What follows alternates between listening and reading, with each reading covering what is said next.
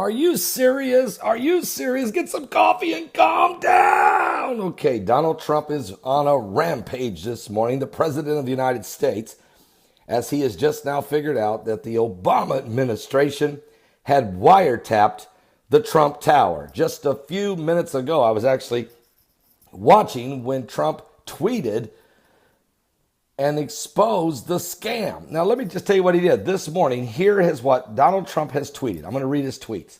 First tweet he did was this.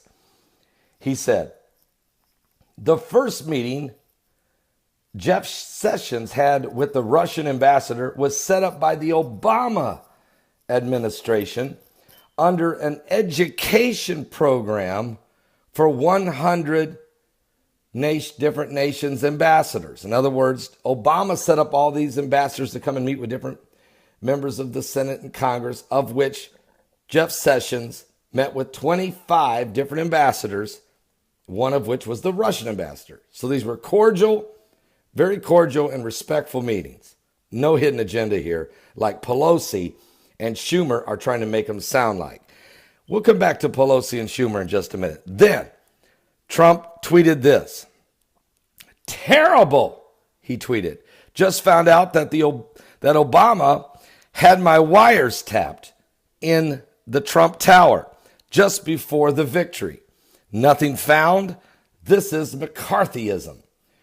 Now, we're finding out. Another reporter just said 5 minutes ago on Fox News that the Trump Tower was the Obama administration had Donald Trump's tower wiretapped in mid-October leading up to the election, and they were specifically looking for ties between the Trump and Russian businesses or banks. Nothing found. Okay. Now, Trump then tweeted this. Just out. The same Russian ambassador that met with Jeff Sessions visited the White House 22 times, including 4 times last year during the election. Just saying. 22 times. That's a lot of times for one ambassador. And then, although there's nothing legal with that, but why accuse Trump? Why come after Trump? Why come after Jeff Sessions? Then Trump tweeted this. Is it legit for a sitting president to be wiretapping a race for president prior to the election, turned down by the courts earlier? A new low. In other words, Obama had requested the FISA court to allow him to wiretap the Trump Tower to see if Donald Trump had ties to Russia. The FISA court first told the Obama administration, no, you cannot, you don't have enough evidence or reasoning to go after Donald Trump. Obama asked again, came back at him 2 or 3 weeks later and said, we want to do it, da, da, da. And the FISA court allowed the Obama administration to wiretap Donald Trump and his family and the Trump Tower and his business associates. And of course, they did it in mid-October and nothing was found. Of course, they don't report that. Now, then Donald Trump has just tweeted after that. He said, I bet a good lawyer could make a great case out of the fact that President Obama was tapping my phones in October just prior to the election. Then Trump tweeted, how low has President Obama gone to tap my phones during the very sacred election process? This is Nixon/Watergate. Bad or sick guy. Bad or sick guy. And then Trump tweeted this while he was on a roll. Arnold Schwarzenegger isn't voluntarily leaving The Apprentice. He was fired by his bad, pathetic ratings. Not by me, of course, but sad ending to a great show. So Trump is finding out this morning the truth. He's finding out that the Obama administration went in there and wiretapped the Trump Tower just 3 weeks before the election, trying to figure out a way to tie Trump to the Russians. And there was no connection with Trump and the Russians, as Trump has said repeatedly and repeatedly.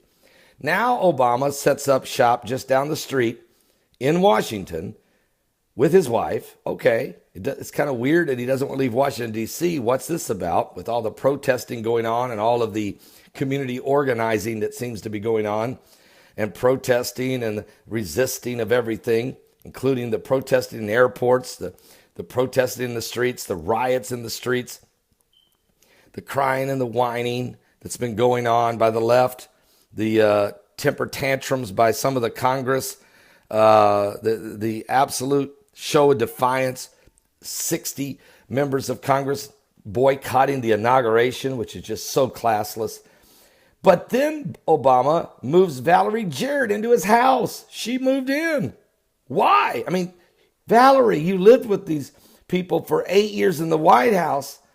Now you're going to go live with them again? You go get on with your own life. But see, something's going on. There's something taking place, something very, very dark. Now, we don't know exactly what it is. I mean, the Obamas can have Valerie Jarrett move in with them if they want to. It's just strange, but but why are they in Washington? And now we're finding out that it's President Obama behind this whole move to try to discredit the Trump administration. If I was Donald Trump, I would rehire Mike Flynn. I would rehire Mike Flynn. I would just rehire him. Say, you know what? I'm putting you back in charge. I would tell the guy that he just gave the job to, thank you so much, but you're going to be the assistant. I'm bringing Mike Flynn back. That's what I would do if I was Donald Trump. Now, let's go back to Schumer and Pelosi. Don't forget them. Trump goes and finds pictures of them. Pelosi in 2010 holding a meeting with a bunch of Russians, including the very guy that she's attacking Jeff Sessions for meeting with. And the thing is, she said she never had met this guy before. But there's the picture. There's there's 10 people around the table, and he's one of the 10. She don't remember, she says. Well, there you are. We remember. And then there's Chuck Schumer having donuts and coffee with Vladimir Putin, laughing and having a great time. Nothing wrong with that. But, again, these people are hypocrites. So this story about Donald Trump's tower, the Trump Tower being tapped by the Obama administration, this is going to get so ugly. This is going to get so nasty. Obama should have shook hands and went away. Should have got on his plane, flown to Hawaii or Kenya or wherever he's originating from, and never came back and went on quietly. His time is over, just like George Bush did. But boy, this is ugly, folks. They're trying to undermine the president of the United States. They're trying to undermine President Donald Trump. And I'm telling you, this is for the heart and soul of America. This is for our ability to have freedom of speech and for all of us to live in the land of the free. Are you serious? We're staying right on top of this. We're living in the last days. Give your life to Jesus Christ. We're running out of time.